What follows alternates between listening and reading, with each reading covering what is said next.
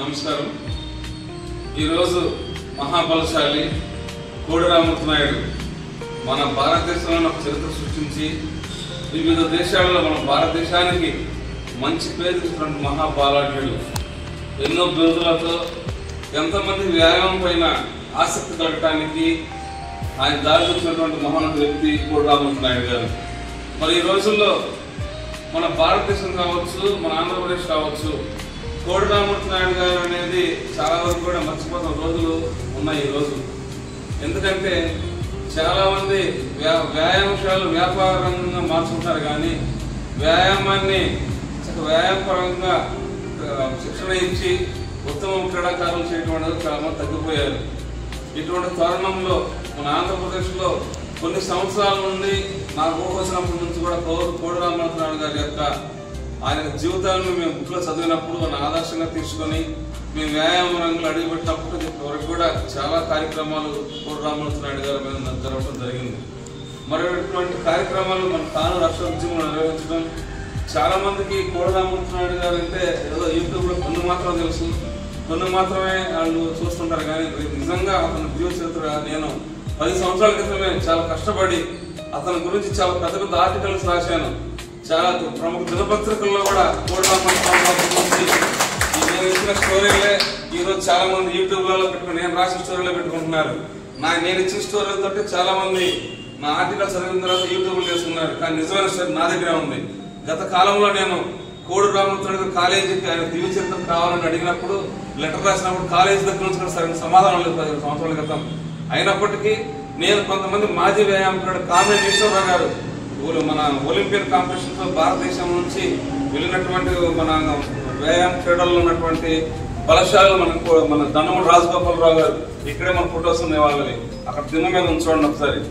ఆయన దండమూడి రాజగోపాల్ మన Vijayawada ఇంద్రానంద municipal stadium ముందు ఆయన స్టేడియం ఆయన బలాఢ్యుడు మన తెలుగువాడు అర్జున్ జనార్దనరావు. అప్పట్లో ఎన్టీ రామారావు పక్కన ఆంజనేయ స్వామి పాత్ర వేసిన అతను వాడు తెలుగు అతనే మచిలీపట్నం అర్జున్ జనార్దనరావు. కామనేశ్వరరావు గారు మన విజయవాడ కృష్ణా జిల్లా రమేష్ హాస్పిటల్ పక్కన కూతురున్నారు. సిద్ధార్థ ఇంజనీరింగ్ కాలేజీలో కూడా వసుంధర గారిని కుప్పేసి అనుకుంటాము. మరి వాళ్ళందరూ మన తెలుగు వాళ్ళే. అంత గర్వంగా మన భారతదేశంలో మన ఆంధ్రప్రదేశ్ నుంచి తెలుగు వాళ్ళు మహాబలశాలి ఉన్న విషయం మన తెలుగు గడ్డ ఎంత అదృష్టవంతం అంటే మనం భావించుకోవచ్చు. మరి వారి వారసత్వం చాలా మంది మర్చిపోతున్నారు. పాఠశాలలు కావచ్చు, కళాశాలలు మర్చిపోతున్నారు. అటువంటి తరుణంలో మరి కోడి రామ్మూర్తి నాయుడు ఆదర్శం ఎంతో తీసుకోవాలి. ఆయన గురించి కూడా కొన్ని మాటలు మన రఘు గారు చెప్తారు. మరి నేను ఎక్కువ చెప్పినా కూడా మీకు టైం వేస్ట్ చేయను కాబట్టి ఈ కార్యక్రమంలో ముఖ్యంగా పార్టిసిపేషన్ చేసినటువంటి రఘు గారికి మన గురించి కూడా ధన్యవాదాలు తెలుపుకుంటూ కోడి రామ్మూర్తి నాయుడు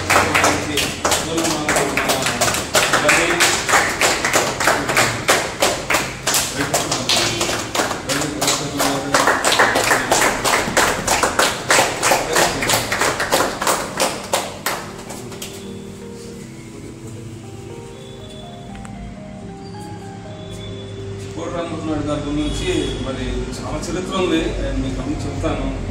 రఘు గారు మీకు ఉన్న విధానంలో విషయాలు చెప్పండి.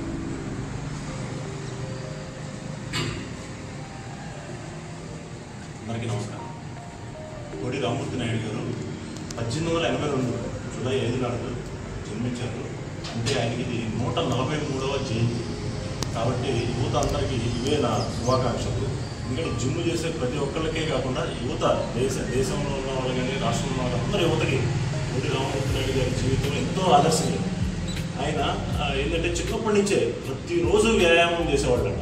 అలా వాళ్ళ ఫాదర్ కష్టపడి తన అభిప్రాయాన్ని గుర్తించి మద్రాసులో జాయిన్ చేశారు.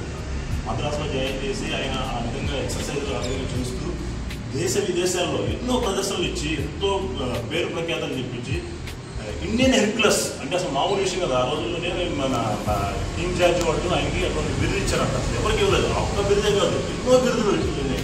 అందులో ఫేమస్ అయిన బిరుదు ఏంటంటే ఇండియన్ హెర్క్యులస్ అనేవాళ్ళు.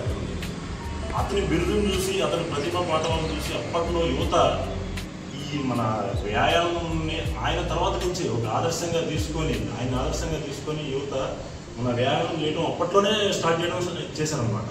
ఆయన మాటల్లో చెప్పాలంటే ఏంటంటే మనం చిన్నప్పుడు చదువుకున్నాం. ఆయన మాటల్లో చెప్పాలంటే వ్యాయామం అనేది ఒక శారీరకంగా మాత్రమే కాదు, మానసికంగా మన మనస్సుకు సంబంధించింది, క్రమశిక్షణకు సంబంధించి, ఆత్మవిశ్వాసం సంబంధించింది కూడా. వ్యాయామం అంటే అందరూ ఏమనుకుంటారు, ఒక శారీరకంగా సంబంధించింది అనుకుంటారు, కానీ ఆయన దృష్టిలో ఇవన్నీ కూడా ఉన్నాయి. సో అందుకని ఏంటంటే మనం చూస్తుంటాం, మన స్కూల్స్లో పీఈటీ మాస్టర్స్ కానివ్వండి, జిమ్లో కోచ్లు కానివ్వండి, అశోక్ గారి లాగా ఎంతో క్రమశిక్షణతో వాళ్ళ జిమ్లో ఉన్న స్టూడెంట్స్ కానీ వారి స్టూడెంట్స్ కానీ ఆ క్రమశిక్షణ ఉంటేనే వారి జీవితంలో ఎంతో పైకి వస్తారని చెప్పి ఈ కోచ్లు కానీ మన మాస్టర్లు కానీ మనకి ఎప్పుడు చిన్నప్పటి నుంచి చెప్తూ ఉంటారు. కాబట్టి యువత అందరూ ప్రతిరోజు వ్యాయామం చేస్తూ శారీరకంగా, మానసికంగా బలంగా మారి కోడి రామమూర్తి నాయుడు గారి ఆశయాలను ముందుకు సాగిస్తారని ఆశిస్తూ నాకు ఈ అవకాశం ఇచ్చినట్టు అశోక్ గారికి